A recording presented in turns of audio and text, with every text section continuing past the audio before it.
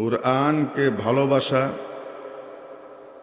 কুরআনের সাথে মুহাব্বত কায়েম করা, এটা একটি ভিন্ন ইবাদত। আর কুরআনে করিম আল্লাহ তাআলা নাজিল করেছেন শুধু কুরআনকে মুহাব্বত করার জন্য নয়, ভালোবাসার জন্য নয়, কুরআনের কথা মেনে জীবন যাপন করা। আমরা বাংলা ভাষাভাষী সরাসরি কোরআন শরীফ থেকে আমরা আল্লাহ পাকের যে হুকুম আহকাম আমরা বুঝতে পারি না। এই জন্য জায়গায় জায়গায় কিছু সংখ্যক আল্লাহর খাস পেয়ারা বান্দারা এই ধরনের আয়োজনের মাধ্যমে আল্লাহর পবিত্র কালাম থেকে ব্যাখ্যা করে তাফসির করে আমাদের শোনান এবং আমরা বুঝতে সক্ষম হই যে সংশ্লিষ্ট আয়াতের মাধ্যমে আল্লাহ তাআলা আমাদেরকে কি বলতে চাচ্ছে। মূল কথা হচ্ছে সেই মতো আমল করা। কি করা জনাব? কিন্তু মুশকিল হইল যখনই আমলের কথা আসে তখনই আমাদের দিমাগের ভিতরে একটু ফুতুরি পয়দা হয়ে যায়। দিমাগ, আমাদের মাইন্ড, আমাদের কল্পনা তখন আমল থেকে সরে যায়, সে ভিন্ন জগতে তখন বিচরণ করে, যার কারণে আমলের কথা আসার সাথে সাথে আমাদের দিল ও দিমাগ, আমাদের ব্রেন সেটা গ্রহণ করে না। আর গ্রহণ না করার জন্য তিনটা কাজ একসাথে আইসা আমাদেরকে আক্রমণ করে। তিনটা শত্রু একসাথে আমাদেরকে আক্রমণ করে। কয়টা শত্রু? এই বছরের এই কোরআন তাফসীরের মাহফিলের আজকে শেষ দিন না? যখন এই আমলের কথা আসে তখন এই তিনটা শত্রু একসাথে আমাদেরকে আক্রমণ করে। কয়টা শত্রু? এক নম্বর শত্রু হলো নফস, খান্নাস। খান্নাস ভিতরে নফস যেটা, সে আইসা আক্রমণ করে যে এত লম্বা 5 দিন পর্যন্ত কোরআন তাফসীর শোনার পরে অনেক হয়েছে, এখন যা, কালকে কাজ আছে, এখন যা। 3 নম্বর শত্রুর আক্রমণ, এটা হচ্ছে দুনিয়া। কি?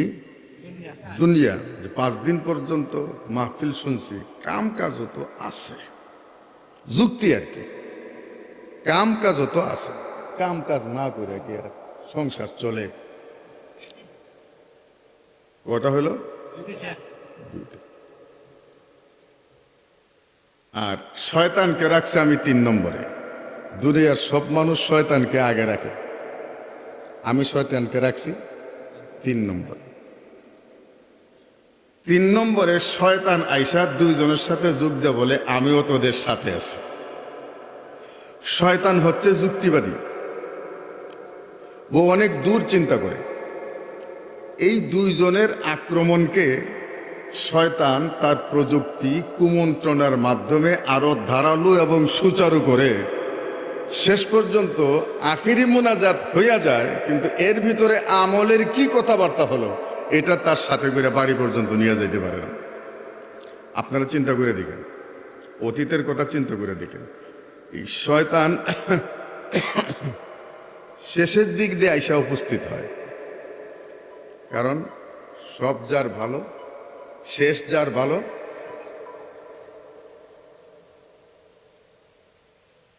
শেষ যার ভালো, সব তার, যার শেষ ভালো তার সব ভালো।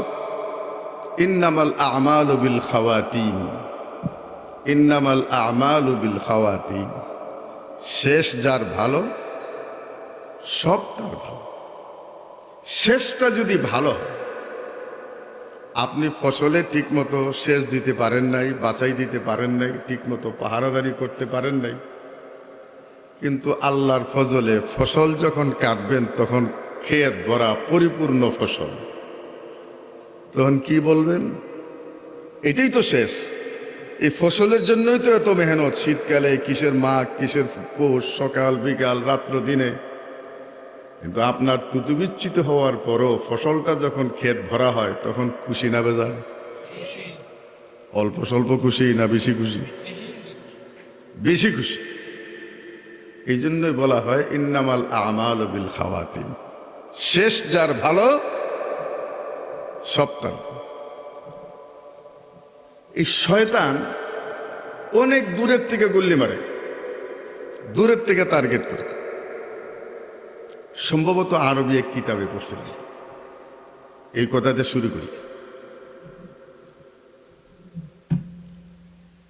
এক এলাকায় একজন মানুষ মারা গেছে, কেউ একজন তারে মারছে। এখন কিন্তু শয়তান ঠিকই এসে যাবে। এতক্ষণ পর্যন্ত শয়তান সুপ্ত গুপ্ত লুকায়িত ছিল, এখন তার বিরুদ্ধে যখন চ্যালেঞ্জ হচ্ছে এখন তার কার্যক্রম শুরু হয়ে গেছে। সাবধান, আমি কিন্তু বুঝতে পারবো যে শয়তান মিস্টার ইবলিস কার কার কাছে আসছে। আপনারাও সাবধান হয়ে যায়। মানুষ খুন হয়ে গেছে, এর চেয়ে বড় ঘটনা তো আর হইতে পারে না। পুরা এলাকার মানুষ, সব বড় মাতবররা একসাথে, বিভিন্ন এলাকার, এটা একটা ফায়সালা করার দরকার। কি হয়েছে? পাশের বাড়ির মালিকের ছিল এক বিড়াল, আর ওর আরেক পাশের বাড়ির মালিকের ছিল একটা কুকুর। কুকুর বিড়াল তারে মারছে। বিড়ালের মালিক আসছে কুকুর মারার জন্য, পাইছে না, কুকুর পালিয়ে গেছে, পাইছে কুকুরের মালিকরে, দিছে কুকুরের মালিকের মাথায় বাড়ি। কুকুরের মালিক মরে গেছে। এই নিয়ে বিরাট আয়োজন, যেটার একটা সুরাহা করার দরকার। এখন যে এসে দাঁড়ায় বক্তব্য দেয়, বলে আরে কইেন না, শয়তানের কাজ, শয়তানে করছে। আমরাও তো বলি এইরকম আকাম তো শয়তানই করে। আরে কুকুরে মারছে তোর বিড়াল রে, মারলে তুই কুকুরেরই মাল, কুকুরের মালিককে মারবে কেন? কোনো মাসলা হয় না। আরেকজন দাঁড়ায় দাঁড়ায় আলোচনা করা শেষে বলে, আরে বাদ দেন তো ভাই, এটা মীমাংসা করেন, এটা শয়তানের কাজ। শয়তান কিন্তু মিটিংয়ে উপস্থিত, কিন্তু কেউ দেখতে পারতেছে। এই আলোচনা সভায় বিচারে শয়তান নিজেও উপস্থিত আছে। শয়তান দেখি দেখা যায়, কিন্তু কেউ কেউ শয়তান দেখতেও পারে, এটাও আছে। একেবারে যে শয়তান দেখা যায় না কথাটা এরকম নয়, মাঝে মধ্যে দেখা যায়। সারাদিন মিটিং চলতে চলতে খালি মানুষ মাতবর একজন কথা শেষ করে বলে যে ভাই দেখো, এটা শয়তানের কাজ, যে কোনো মানুষের কাজ, যে মীমাংসা হওয়ার দরকার। এই প্রত্যেকটা মাতবর খালি শয়তান রে দোষে, শয়তান রে দোষে, শয়তানের গায়ে লাগছে আগুন, আর সহ্য করতে পারে নাই। এবার কই শয়তান এইভাবে আমার বোকা দিতে দিতে মিটিংটা শেষ করবে, আমি আগেই যে মিটিং শেষ করার আগেই উপস্থিত হইয়া শয়তান বড় একজন মাতবর টাইপের, ওই রকম পোশাক, ওই রকম সুরত দইরা হাজির হয়েছে। শয়তানের একটা ব্যাপার মুসলিম শরীফের রিবায়াত, হযরত সুলাইমান আলাইহিস সালাতু ওয়াস সালামের আমলে যে সমস্ত জিন শয়তানরে সুলাইমান আলাইহিস সালাতু ওয়াস সালাম সাগরের নিচে বন্দী করে গেছেন, রাসূলে পাক সাল্লাল্লাহু আলাইহি ওয়াসাল্লাম বলেন পূর্ব কিয়ামতে তারা দুনিয়ায় আসবে, তাদের বন্দি জীবন শেষ হবে এবং তারা এমন সুরত ধারণ করবে যে সমাজের মানুষ তাদেরকে দেখলে মনে করবে এরা অনেক বড় আল্লাহওয়ালা, আল্লাহর ওয়ালি, জবরদস্ত আলেম। এইরকম তাদের চেহারা এমনভাবে তারা বানাবে যে জীবনে কেউ দেখছে না, যে সেও তাকে দেখলে পরে মনে মনে ভাববে যে এই লোকটাকে আমি চিনি। মানে চেহারার আকৃতিটা এইরকম বানাবে, জুব্বা হোক, পাগড়ি হোক, আর দাড়ি হোক, আর যাই হোক, এলাকায় আসবে, প্রত্যেকটা মানুষের দিলে এই কথা যে এই হুজুররে আমি চিনি, কিন্তু নাম কি, কোথায় থাকেন, এটা কেউ প্রশ্ন করবে না, এমনি দেখে চিনবে, ওইভাবেই সে আসবে।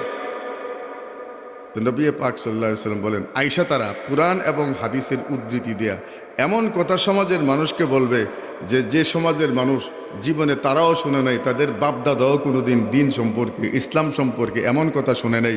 ওইগুলো শুনে হাকিকি আলেম যারা বয়ান করবে তাদের কাছে আসবে, আর ওনারা প্রকৃত উলামায়ে কেরাম যখন বয়ান করবেন, আর ওই বয়ান যখন শুনে আসবে, দুই বয়ান আর এক, আমার কথা না, কার কথা? আসতে কেন, কার কথা? আমি বুঝছি সময় শেষ হয়ে আসছে, আমি হঠাৎ করে দোয়া করে দিতে পারি। আল্লাহর রসুল বলতেছেন এরা এই সমস্ত ধোঁকাবাজি করবে, জেল থেকে তারা যখন মুক্তি পাবে তখন, আর উম্মতকে বিভ্রান্ত করবে, তখন সত্যিকারের উলামায়ে কেরামের সাথে সাধারণ মানুষ বিতর্ক করবে, তর্ক করবে, বাহাস করবে যে আপনার চেয়ে আরো বড় আলিম শূন্য আসছে, উনি এই কথা বলেন আর আপনি বলেন এই কথা। অলরেডি শুরু হয়ে গেছে কিন্তু। হ্যাঁ, মোবাইলের ভিতরে এত বড় একজন হুজুর, সুবহানাল্লাহ, কি তার চেহারা, নুরানি চেহারা, আর কেতনা বড় পাগড়ি, আর এত তার সঙ্গাপঙ্গ সাথে নিয়ে মোবাইলে সে বয়ান করতেছে। আপনারা কি কোন হুজুর, আপনারা কি কোন, আমরা এর চেয়ে বড় হুজুরের বয়ান শুনছি মোবাইলে, এই কয়। কোন হুজুরও কইছে, হুজুর দেখলেছিনি? শয়তানি কারবার শুরু হয়ে গেছে নি, শুরু হয়ে গেছে নি। আমি ইউটিউব এরকম ঘাটি না, যারা ঘাটে তারা দুই একটা প্রশ্ন আমারে করে, তখন আমি মনে করি যে রাসূল পাক সাল্লাল্লাহু আলাইহি সাল্লামের হাদিস শরীফ কত সত্য এবং কত বাস্তব। শুরু হয় এখানে কোরআন নিয়ে মুফাসসির তাফসীর করতেছেন, এটা তার কাছে ভালো লাগে না।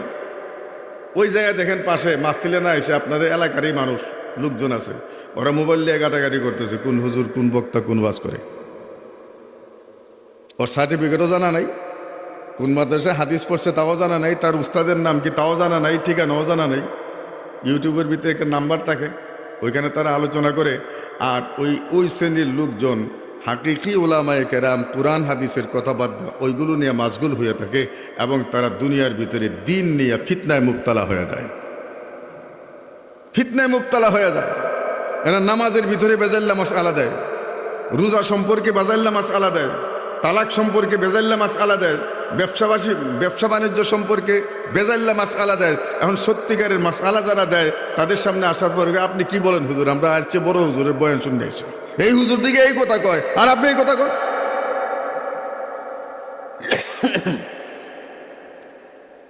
শয়তান সহ্য না করতে পারে বড় বুজুর্গের একজন মাতবর লিডারের নমুনা ধরে এসে হাজির হয়েছে। হাজির হইয়া বলে, সারাটা দিন আপনারা মিটিং করতেছেন, মূল বিষয়ের কোনো সমাধান করতে পারেন না, আর প্রত্যেকটা মানুষ শয়তানরে বোকাবাধ্য করতেছে। খালি করে শয়তানে করছে, শয়তানের কি তো সেখানে? বিড়ালের মালিক কুত্তার মালিককে মারছে, শয়তানে কি করছে এখানে? আসল বিচার না করে আপনারা প্রত্যেকটা মানুষ কথার এক ফাঁকে যাইয়া বলেন কি করছে? শয়তানে করছে। বললাম বলে আদা লবণ দিয়ে দিতে, শয়তানে করছে। বলতে বলতে এক পর্যায়ে সে বলে যে আমি গেছিলাম বাজারে, এই কথা শোনে, শয়তান আপনাদের কাছে কেমনে আসবে দেখেন, ওই রাস্তাটা বন্ধ করে আমি কিছু কথা বললে দোয়া করে দেব। আমি গেছিলাম বাজারে, আমার মন চাইছে একটু গুড় খাইতে, গুড়ের দোকানে যাই আমি একটু গুড় খাইছি। যাওয়ার সময় আঙ্গুলটা এই গাছটার মধ্যে আমি পুচ্ছি, সাফ করছি। কোন গাছটা? যে গাছটা দুই ব্যক্তির বাড়ির কাছে, বিড়ালের মালিকেরও কাছে, কুকুরের মালিকেরও। কথা বলে দাম নেই তো, আমি এখানে আঙ্গুলটা মুচ্ছে গেছি। এই গুড় খাওয়ার জন্য আইসে হইল মাছে খাওয়ার জন্য আইসে হইল টিকটিকি, আর টিকটিকি আর বিড়ালে দাও কুমড়া সম্পর্ক। টিকটিকি বিড়াল দেখলে আর নিস্তান নেই, যদি ছাতের উপরে থাকে বিড়াল চায় লাভ দেয় ওই ছাতের থেকে টিকটিকি ধরতে। মাছি খাইতে আইসে কে? টিকটিকি। আপনারা কি বলেন? টিকটিকি। আর টিকটিকির দেখে লাভ দিছে বিড়ালে টিকটিকি ধরার জন্য। আর কুকুর আর বিড়ালের মধ্যে একটা জন্মগতভাবে একটা দ্বন্দ্ব আছে কিনা নাই? বিড়াল খামকা রাস্তায় কুত্তা দেখলে একটা ফেদ করে উঠবো, উঠে কিনা উঠে না। কুকুরে দেখতেছে যে আমার শত্রু গাছে উঠছে, কুকুরে দিছে ইয়া দৌড়ান, আর কুকুরের কামড় খেয়ে বিড়াল মরে গেছে।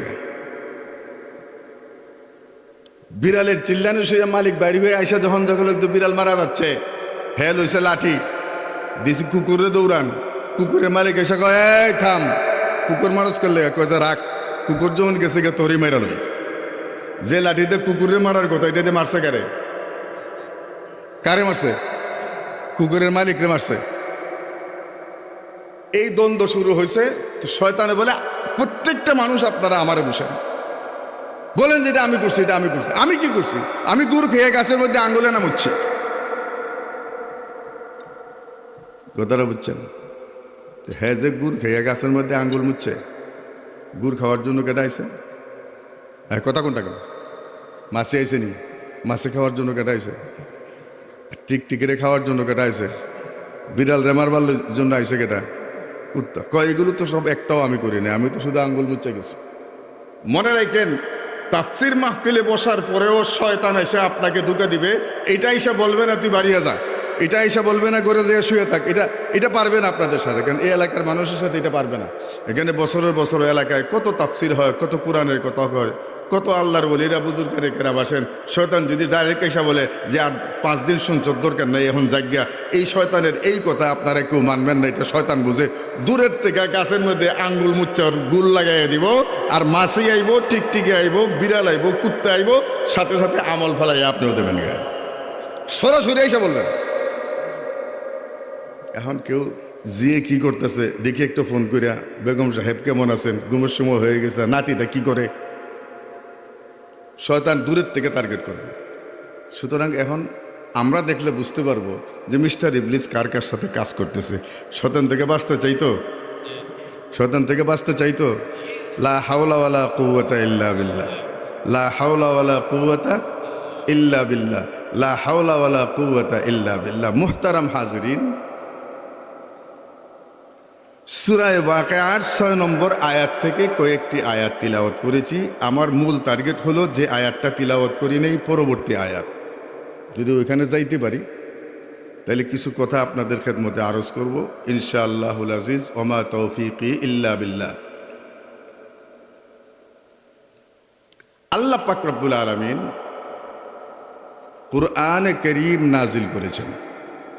এটা কার কালাম? কার কালাম? লা রাইবা ফিহ, কোনো সন্দেহ নেই। কার কালাম? আলিফ লাম মিম যালিকাল কিতাব লা রাইবা ফিহ। আল্লাহ নিজেই কোরআন শরীফের শুরুতেই বলতেছে যে লা রাইবা ফিহ, এই কিতাবে কোনো সন্দেহ নেই, সন্দেহের কোনো অবকাশ নেই। যেহেতু আমরা শেষের দিকে আসছি, এই জন্য কোরআন বিষয়ক জরুরি কোনো লম্বা কথা আপনাদের খেদমতে পেশ করব না। তিলাওয়াতকৃত আয়াতকে সামনে নিয়ে কিছু কথা আপনাদের খেদমতে আরজ করব ইনশাআল্লাহ। সূরা ওয়াকিয়া অত্যন্ত মর্যাদাপূর্ণ সূরা। কোরআন শরীফের প্রত্যেকটি সূরাই অত্যন্ত মর্যাদাপূর্ণ। এর মধ্যে কিছু কিছু সূরার ফজিলতের কথা নবী পাক সাল্লাল্লাহু আলাইহি সাল্লাম হাদিস শরীফে ইরশাদ করেছেন। যেসব সূরার বিশেষ সম্মানের কথা, মর্যাদার কথা, গুরুত্বের কথা হাদিস শরীফে উল্লেখিত হয়েছে, এর মধ্যে একটা বিশেষ সূরার নাম হচ্ছে সূরায়ে ওয়াকিয়া। সূরায়ে কানজুল উম্মালের এক রিবায়াতে নবী পাক সাল্লাল্লাহু আলাইহি ওয়াসাল্লাম বলেন, যে বাড়িতে রাত্রে সূরা ওয়াকিয়া তেলাওয়াত করা হয়, এই ফ্যামিলির রিজিকের দায়িত্ব আমি আল্লাহ নিয়ে নিলাম। এর চেয়ে বড় আর কি ফজিলত শুনতে চান? যে ঘরে যদি সূরা ওয়াকিয়া, এটা মাগরিবের পরে হোক, এশার পরে হোক, তেলাওয়াত করা হয়, আর মাগরিবের পরে যদি সূরা ওয়াকিয়া হয়, তো এশার পরে সূরা মুলক হয়, আর ফজরের পরে সূরা ইয়াসিন হয়, আর জুম্মাবারে সূরা কাহাফ হয়। এর এত ফজিলতের কথা হাদিস শরীফে আসছে যে দুনিয়ার যত জঞ্জাল আর যেই পরিমাণ পরিশানি আমরা করি, দিন নাই রাত নাই, আল্লাহ পাক রব্বুল আলামিন কানাআত ও সবরের জিন্দেগি নসিব করবেন। সমস্ত পরিশানি থেকে দিল ও দিমাগকে খালি করে ওই বান্দার দিল ও দিমাগকে আল্লাহ পাক রব্বুল আলামিন আল্লাহর ইবাদতে লাগাইয়া দেবেন। তখন সে হাল চাষ করবে, তখনও তার ওফি কলবিহি লা ইলাহা ইল্লাল্লাহ। সে দোকানদারি করবে, ওফি কলবিহি লা ইলাহা ইল্লাল্লাহ। সে অফিসে চাকরি করবে, ওফি কলবিহি লা ইলাহা ইল্লাল্লাহ। রাস্তায় হাঁটবে, ওফি কলবিহি লা ইলাহা ইল্লাল্লাহ। সে যে কাজেই করুক না কেন, কোনো কাজেই আল্লাহর স্মরণ তাকে বাধা দিতে পারবে না। আল্লাহকে সে স্মরণ করবে, কখন করবে? যখন বান্দা আল্লাহ মুখী হইতে চাবে, তো আল্লাহ পাক রব্বুল আলামিন তাকে বিশেষ রহমতের দ্বারা আল্লাহর রহমতের কাছে টাইনা দেন। নবী পাক সাল্লাল্লাহু আলাইহি ওয়াসাল্লাম বলেন, তুমি যদি হেঁটে হেঁটে আল্লাহর দিকে যাও, আল্লাহর রহমত দৌড়াইয়া তোমার কাছে আসে। সঙ্গত কারণেই এই সূরা থেকে 6 নম্বর সূরা আয়াত থেকে আপনাদের খেদমতে তিলাওয়াত করা হয়েছে। এর প্রেক্ষাপটটা হচ্ছে আল্লাহ তাবারক ওয়া তাআলা দুনিয়ার সমস্ত নিজামকে যখন শেষ করে দিবেন, কথাটা বুঝবেন, দুনিয়ার সমস্ত, আমরা তো আখেরাত আখেরাত বলি, হাসর হাসর বলি, আমাদের এই দুনিয়ার সমস্ত নিজাম যখন আল্লাহ পাক শেষ করে দিবেন, নিজাম চালাবেও না, নিজাম চলবেও না, শৃঙ্খলা বিধান থাকবেও না, শৃঙ্খলা বিধানের কোনো স্থানও থাকবে না, এই পৃথিবীর কোনো অস্তিত্ব থাকবে না, যার জন্য আমরা পাগল। পাহাড় পর্বতের কোনো অস্তিত্ব থাকবে না, এগুলো তো থাকবেই না। এত বিশাল বিশাল আসমান আল্লাহ পাক রব্বুল আলামিন বানাইছেন, কোনো আসমানের কোনো অস্তিত্ব থাকবে না। যে পাহাড় নিয়ে আমরা গর্ব করি, হিমালয় পর্বত, এভারেস্ট, অমুক পাহাড় তমুক পাহাড়, দুনিয়ার সবচেয়ে উঁচা পাহাড়, সবচেয়ে মজবুত পাহাড়, পাথরের পাহাড়, ওয়াতাকুনুল জিবালু কালইহনিল মানফুশ। শীতের দিন আসছে, দুনকর চিনেন? দুনকর যারা লেপ তোষক বানায়, যারা লেপ তোষক বানায় তাদেরকে কি বলেন? আরে লেপ তোষক যারা বানায়,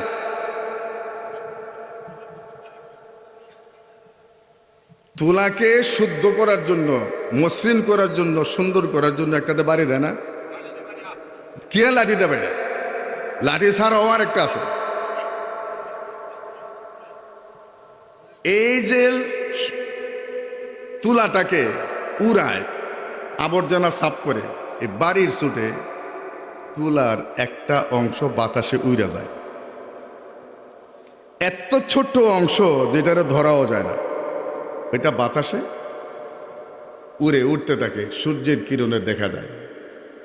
আল্লাহ পাক রব্বুল আলামিন বলতেছেন, পৃথিবী এমনভাবে ধ্বংস হবে যে এই পর্বতমালা লেপ তোষক বানায়, যে দুনকর তুলাকে বাইরে শুদ্ধ করে, ওর কণা যেরকম মরুচিকার মতো বাতাসে বিলীন হয়ে যায়, পাহাড় পর্বতগুলো এরকম বিলীন হয়ে যাবে, কোনো অস্তিত্ব থাকবে না। সাগরের পানিগুলো আগুনে পরিণত। এক রায় সরিষা পরিমাণ ইমান যে মুমিন বান্দার কলবের ভিতরে আছে, তাকেও আল্লাহ কিয়ামতের আযাব দিবেন না। কিয়ামত সহজে বলি তো ছোট্ট শব্দ, উলামায়ে কেরাম বলেন এটা বুঝে আসে না। কিয়ামতের এত কঠিন আযাব হবে, এত কঠিন আযাব হবে, এত কঠিন আযাব হবে, আল্লাহ চাইবেন না যে জীবনে একবার পড়েছে লা ইলাহা ইল্লাল্লাহ মুহাম্মাদুর রাসূলুল্লাহ, এমন সামান্য ইমানের অধিকারী, রায় শস্য পরিমাণ, শস্যের দানা পরিমাণ ইমান যার কলবের ভিতরে আছে, তাকেও আল্লাহ পাক রব্বুল আলামিন কিয়ামতের শাস্তি দিবেন না, আযাব দিবেন না। কিয়ামতের আযাব এত কঠিন হবে, তো কি হবে? নবী পাক সাল্লাল্লাহু আলাইহি ওয়াসাল্লাম বলেন, মুসলিম শরীফের রিওয়ায়াত, এই জমিনে যতদিন পর্যন্ত একজন আল্লাহর বান্দা থাকবে যে আল্লাহকে জানে, যে বলবে আল্লাহ, আল্লাহকে যাই না, আল্লাহ বলার মতো একজন লোক যতদিন এই পৃথিবীতে থাকবে, আল্লাহ পাক রব্বুল আলামিন আসমান জমিন ধ্বংস করবেন না, কিয়ামত হবে না। তাহলে একজন মুমিনের ইমানের দাম আসমান জমিন, ওয়ামা বাইনাহুমা। আর যা কিছু আমরা জানি আর যা কিছু জানি না, যা কিছু দেখি, যা কিছু দেখি না, যত সহায় সম্পদ আমাদের পরিকল্পনায় আসে, যা কিছু আসে না, সব কিছু একত্রিত করলে যে পরিমাণ মূল্য হবে, একজন ইমানদারের আপনা ইমানের দাম আল্লাহর কাছে তার চেয়ে কোটি গুণে বেশি। একজন মানুষ পৃথিবীতে থাকবে যে বলবে আল্লাহ, এই একজন মানুষ থাকা অবস্থায়ও, একজন মুমিন থাকা অবস্থায়ও কিয়ামত হবে না। তাহলে একজন মানুষের ইমানের এত দাম, স্বয়ং এই ঈমানওয়ালা মুমিন বান্দার কত দাম হবে।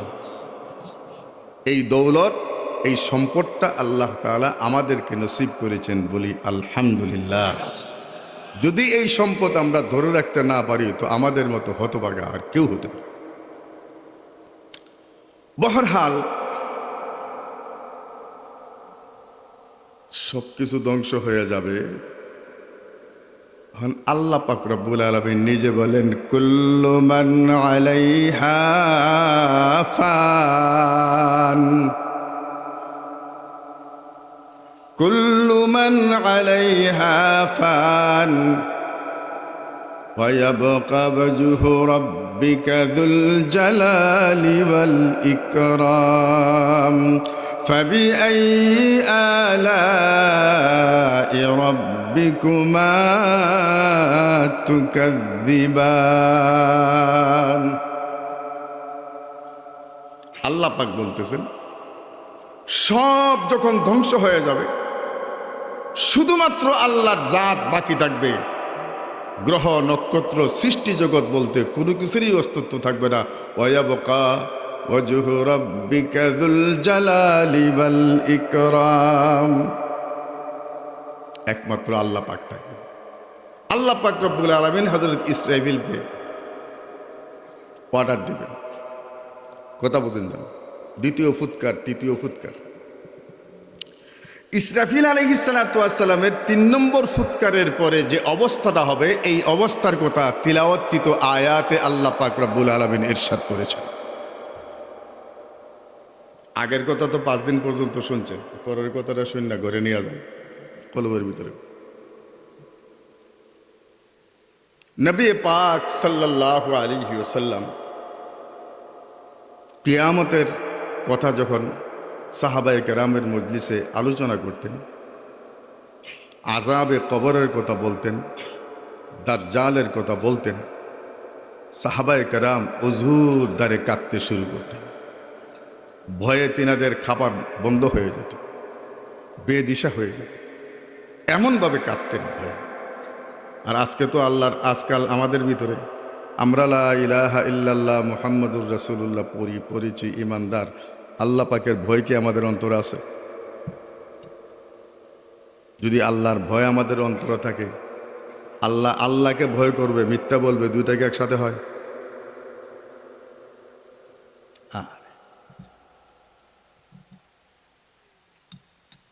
একজন মুমিন সে দাবি করবে আল্লাহকে ভয় করি আমি মুমিন, আবার চুরিও করে, দুটো একসাথে কিভাবে হয়?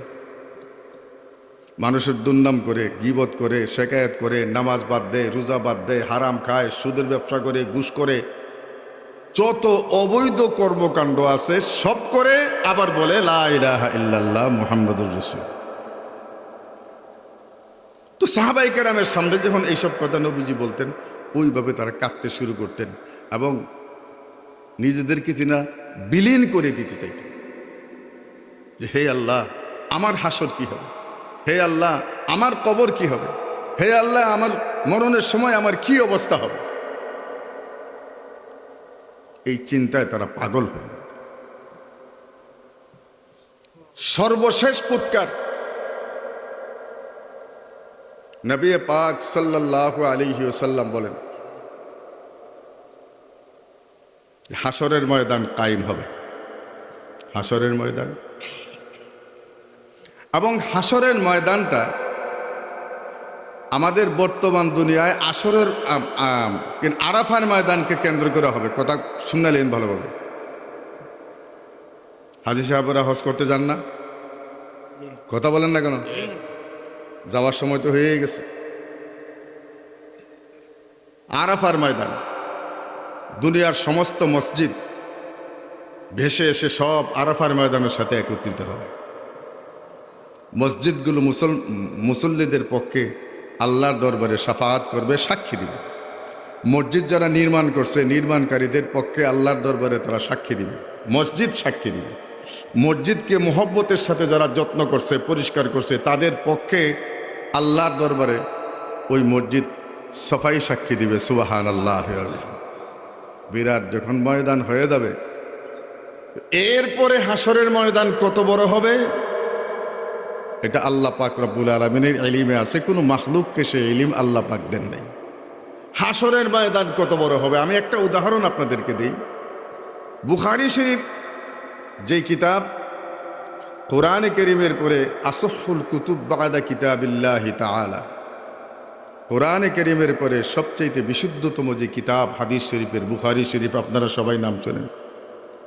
ইমাম বুখারী রহমতুল্লাহি আলাইহি সর্বশেষ যে অধ্যায়ের মাধ্যমে বুখারী শরীফকে শেষ করেছেন, খতম করেছেন, এবং উম্মতের জন্য নবী পাক সাল্লাল্লাহু আলাইহি ওয়াসাল্লামের হাদিস থেকে চয়ন করে একটা আমল বাতায়া দিয়ে গেছে।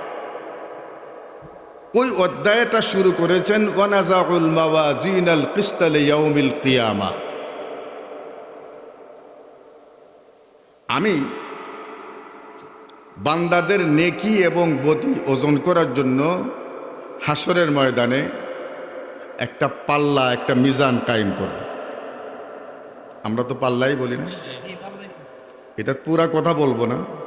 নেকি বদি ওজন করার জন্য আমি হাদিসে বেতাকার একটা কথা বলে আমি সামনে আগাবো। কি আছে তো এখন আমার আমল নামায় চলে আসছে, বদি তো সব এত বড় বদির ওজন, এটা যখন বদির পাল্লা যাবে, আমার সামান্য নেক আমল আছে, তাতে কি হবে? তো আল্লাহ পাকের হুকুমে তার নেকি আর বদি, ওই সমস্ত গুনার দফতরগুলি বদির পাল্লায় দেওয়া হবে, আর তার সামান্য যে নেকি আছে নেকির পাল্লায় দেওয়া হবে। রিওয়ায়াতে আসছে যে বদির পাল্লা কি হয়ে যাবে? আরে বদির পাল্লা, গুনার পাল্লা ভারী হয়ে যাবে, গুনার পাল্লা ভারী হয়ে যাবে, তার জন্য জাহান্নামের ঘোষণা হয়ে যাবে। এমত অবস্থায় ছোট্ট একটা কাগজের টুকরা, এই হাদিসের নামই হলো হাদিসে বেতাকা। বেতাকা মানে হলো কাগজের টুকরা। সৌদিতে আরবে যারা তাকে বেতাকা বেতাকা বেতাকাফি বেতাকাফি, আরে কাগজ আছে, একামা আছে, একামা ফি বলে কিনা বলে না, বলেন না কেন? এই দেশের বেতাকা। ওই কাগজের টুকরাটা যখন নেকির পাল্লা দেয়া দেওয়া হবে, ৯৯টা দফতরের গুনার পাল্লা হালকা হয়ে যাবে, নেকির পাল্লা ভারী হয়ে যাবে, ঘোষণা হবে আমার বান্দাকে জান্নাতে নিয়ে যাও। বান্দা আশ্চর্য হইয়া জিজ্ঞেস করবে, ইয়া আল্লাহ, আমার প্রতি এত বড় মেহেরবান, আমি একটু জানতে চাই ছোট কাগজের টুকরায় কি আছে। সাথে সাথে জবাব দেওয়া হবে, হে আল্লাহর বান্দা, কোন এক মজলিসে বসে একমাত্র আল্লাহকে রাজি আর খুশি করার উদ্দেশ্যে তুমি বলেছিলে লা ইলাহা ইল্লাল্লাহু মুহাম্মাদুর রাসূলুল্লাহ। তোমার ইখলাসের কারণে, তোমার নেক নিয়তির কারণে আল্লাহ পাক রব্বুল আলামিন তার খুদাই ব্যাংকে রেখে এটাকে লালন পালন করেছেন। বান্দারে, এর বিনিময় দেওয়ার জন্য এই দিনটা আল্লাহ পাক রব্বুল আলামিন ধার্য করেছেন। সমস্ত গুনার পাল্লা হালকা হয়ে যাবে, কালিমার পাল্লা ভারী হয়ে যাবে, আওয়াজ আসবে, আমার বান্দাকে নিয়ে জান্নাতে পৌঁছে দাও। আল্লাহ পাকের হুকুমে এই গুনাহগার বান্দাও একটা কালিমার কারণে জান্নাতি হয়ে যাবে। আমি বললাম না যে একজন মুমিনের ইমানের দাম কত, আসমান জমিনের চেয়েও। মুহাদ্দিসিন হযরত লেখেন, বলতেছিলাম হাসরের ময়দান কত বড় হবে। তো ওখানে নেকি মাপার পাল্লা আর বদি মাপার পাল্লা, আকসর মুহাদ্দিসিন হযরতের রায় হলো এরকম যে আমাদের এই পৃথিবীতে যে আমরা পরিমাপ করি, ওজন করি, পাল্লাই তো বলি, পাল্লার একটা ডান্ডা থাকে না, ডান্ডার দুই মাথায় একটার মধ্যে ওজনের যন্ত্র থাকে, পাথর বলেন আর যাই বলেন, আর একটার মধ্যে সামান থাকে, তাই থাকে না? তো অনুরূপই পাল্লা হবে, যাকে মিজান বলা হয়, অনুরূপই পাল্লা হবে। এক একটা পাল্লা এই পরিমাণ বড় হবে যে 7 জমিনকে উঠাইয়া যদি ওই পাল্লার ভিতরে রেখে দেওয়া হয়, পাল্লা টানানোর জন্য যে 4টা রশি থাকে, একটা রশির গায়েও লাগবে না। কথাটা বুঝে আসে না, এই জন্য সুবহানাল্লাহ ঘুমে সুখে ঘুম নিয়ে গেছে। মিজানের পাল্লা এত বড় হবে যে 7 জমিনকে একসাথে করে যদি মিজানের পাল্লায় দেয়া দেওয়া হয়, মিজানের পাল্লা তো ভরবেই না, পাল্লা টানানোর জন্য প্রত্যেকটা সাইডে 4টা করে টানা থাকবে, রশি থাকবে, একটা রশির গায়েও লাগবে না। আল্লাহ মিজানের পাল্লা এত বড় বানাইছেন। হাশরের ময়দান কত বড়, হাশরের ময়দান কত বড়। আমার শেখ আল্লামা আব্দুল হক আজমি রহমতুল্লাহ আলাইহি বলেছিলেন, ভাই দুনিয়াতে এক ব্যক্তি বহুত বড় আবিদ ছিলেন, ইবাদত করনেওয়ালা ছিলেন। 500 বছর পর্যন্ত বেলারিয়া তিনি ইবাদত বন্দেগী করছেন। বেলারিয়া বুঝেন? এর মধ্যে লোক দেখানোর জন্য নয়, মানুষের বাহবা নেওয়ার জন্য নয়, শুধু আল্লাহর জন্য ইবাদত বন্দেগী করছেন। জান্নাত দিবা, আর এখন আল্লাহ বলতেছেন যে আমি মেহেরবানি করে জান্নাত দিয়ে দিলাম। আল্লাহ পাক রব্বুল আলামিন একজন ফেরেশতাকে বলবেন, ও ফেরেশতা, জান্নাত মানে হাশরের ময়দানটা কত বড় বুঝালাম, যাও আমার বান্দারে নিয়ে যাও, একটু দেখাই আনো। বান্দারে নিয়ে রওনা হবেন। কত হাজার না লাখ মাইল পর্যন্ত উনি হাঁটবে, আল্লাহু আলাম। ওই সময় ওনার পানির তৃষ্ণা লাগবে। উনি ফেরেশতাকে বলবেন যে ভাই আমার তো খুব পানির তৃষ্ণা লাগছে।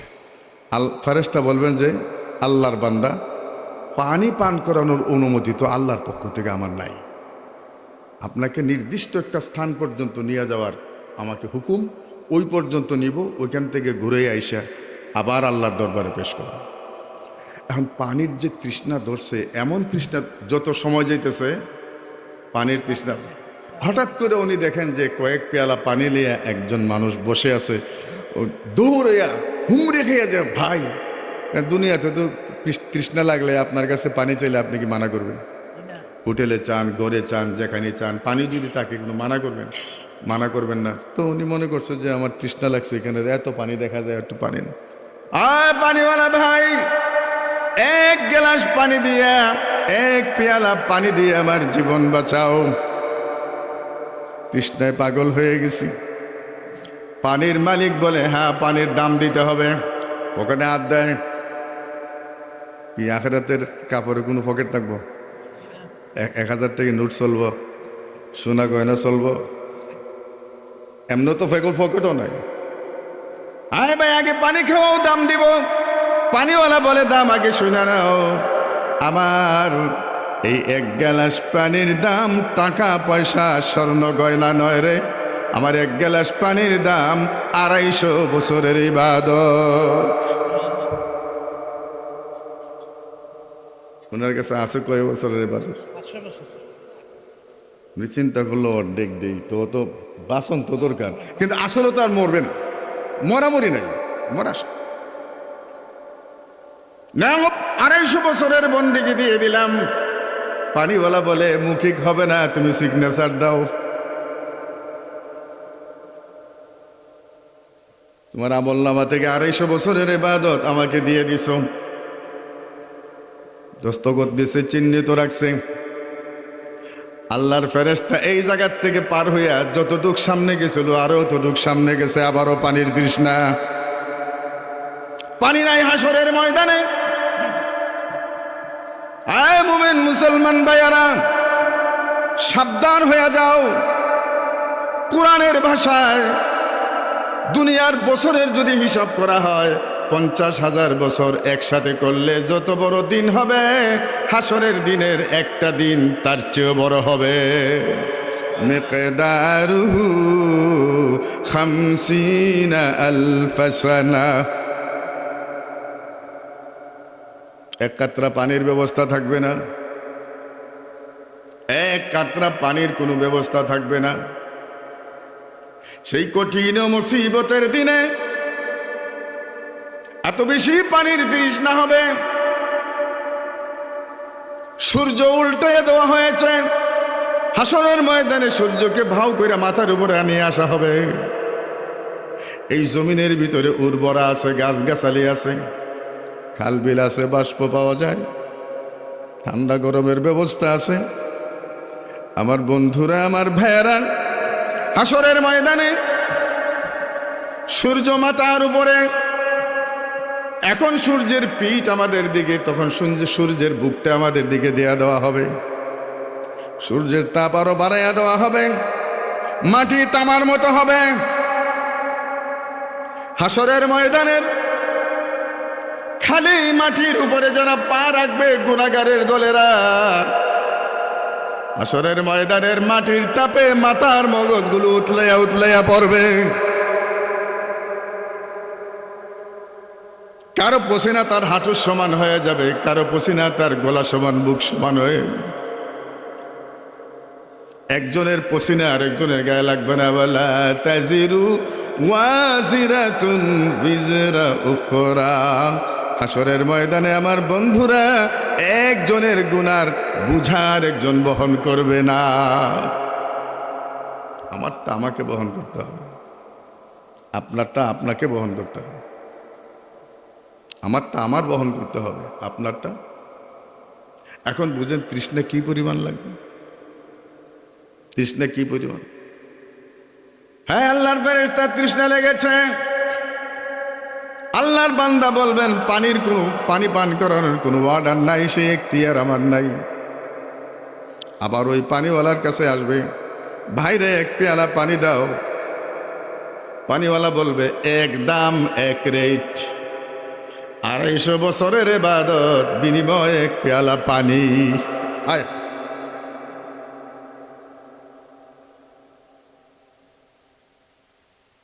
স্বীকৃতি দাও। আরেক গ্লাস পানি উনি পান করলেন।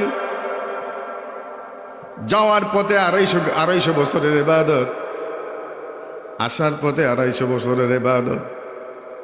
ফেরেশতা ঘুরে এনে আল্লাহর দরবারে পেশ করবেন। আল্লাহ পাক রব্বুল আলামিন বলবেন, আমার বান্দার নেকি বদিরে টুজন দাও।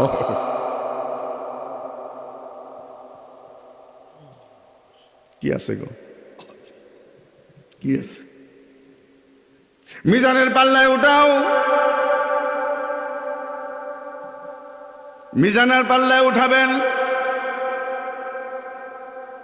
নেকির পাল্লায় কিছুই থাকবে না। বান্দা দাবি করবে, আল্লাহ তোমাকে পাওয়ার আশায় 500 বছর পর্যন্ত আমি বন্দেগী করেছি। আল্লাহ পাক রব্বুল আলামিন বলবেন, 2 পেয়ালা পানির বিনিময়ে 500 বছরের বন্দেগী তুমি দিয়ে আসছো, এই নেও তোমার দস্তখত। 250 500 বছরের ইবাদত। আল্লাহ পাক রব্বুল আলামিন বলবেন, জান্নাত দেওয়ার মতো তোমার কাছে আর কোনো সুযোগ নাই। আল্লাহ জিজ্ঞেস করবেন, বান্দা 500 বছরের ইবাদত দিলে 2 পেয়ালা পানির বিনিময়। বান্দারে 500 বছরের ইবাদত করে তুই আমার উপরে ইহসান দেখাইছ। বান্দারে তুই চিন্তা করে দেখ, জন্ম থেকে মরণ পর্যন্ত এইরকম কয় লক্ষ কোটি পানির পেয়ালা তোকে আমি দিয়েছি। ওই পানি দা প্রস্রাব পায়খানা, ওই পানির দ্বারা খেতি বাড়ি ফসল, গাছ গাছালি, ওই পানির দ্বারা ওযু, ওই পানির দ্বারা রান্না বান্না, ওই পানির দ্বারাই আমরা পান করেছি, ওই পানির দ্বারাই আমরা ওযু করেছি। আমার মুসলমান ভাইয়ারা, বড় হরনের এলাকার ব্রাহ্মণ ভাইয়ারা, আখিরি সময়ে আল্লাহর দিকে মুতাওয়াজ্জা হই, নিজের কলবের ভিতরে ধ্যান দেই, নিজেকে আল্লাহর দিকে সুপর্দ করি। একটু ভেবে দেখি, 1 কাতরা পানি বানানোর ক্ষমতা কোনো বিজ্ঞানীর নাই।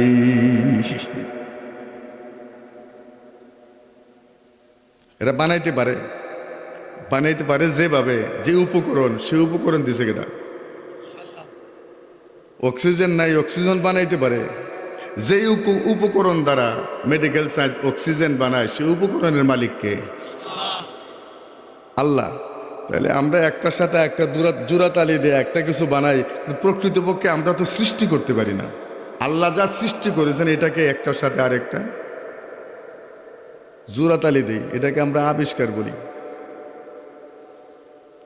এক পেয়ালা পানির দাম যদি 250 বছরের ইবাদত হয়ে থাকে, আল্লাহর বান্দারে তুমি হিসাব দাও, তুমি দুনিয়াতে কয় পেয়ালা পানি ব্যবহার করেছ? এক এক পেয়ালা পানির বিনিময় 250 বছরের বন্দেগী, হিসাব দেয়া তুমি জান্নাতবাসী হইয়া যাও। কি মনে করে, কি মনে করে? 2 পেয়ালা এই তো গেল গা, বাকি পানি। শুধু তাই নয়, আমাদেরকে আল্লাহ পাক পানি নামক নিয়ামত দিয়েছেন, এছাড়াও কত অগণিত নিয়ামত দিয়েছেন। কোন নিয়ামতেরই তো আমরা ট্যাক্স দেই না। অক্সিজেন কিনা ব্যবহার করেন, দেখেন মাসে কত টাকার বিল আসে। ও আল্লাহর বান্দার বান্দিরা, ক্ষুধার দেওয়া অক্সিজেন ব্যবহার করতেছে, আল্লাহকে ট্যাক্স দিয়েছ কত টাকা? এই যে কারেন্ট, বিদ্যুৎ, লাইট জ্বালাইতেছ, গরমের সময় এসি চালাইতেছ, এয়ার কন্ডিশন চালাইতেছ, গরিব যারা তারা কারেন্টের ফ্যান চালাইতেছ, বিল দিতে হয় না বিল ছাড়া? 12টি ঘন্টা আবহমান কাল থেকে আমার আল্লাহ কুদরতি লাইট সূর্য নামক দিয়েছেন, সের আলো ভোগ করতেছি, তার দ্বারা ফসল ফল ফলাদি উৎপন্ন হচ্ছে। আমার আল্লাহ পাক রব্বুল আলামিন যে লাইট জ্বালাইয়া দিয়েছেন, ওই লাইটের বিল কয়জন কতদিন পরিশোধ করেছ? হিসাব করো। না চাইতেই আল্লাহ নাকের গোড়ায়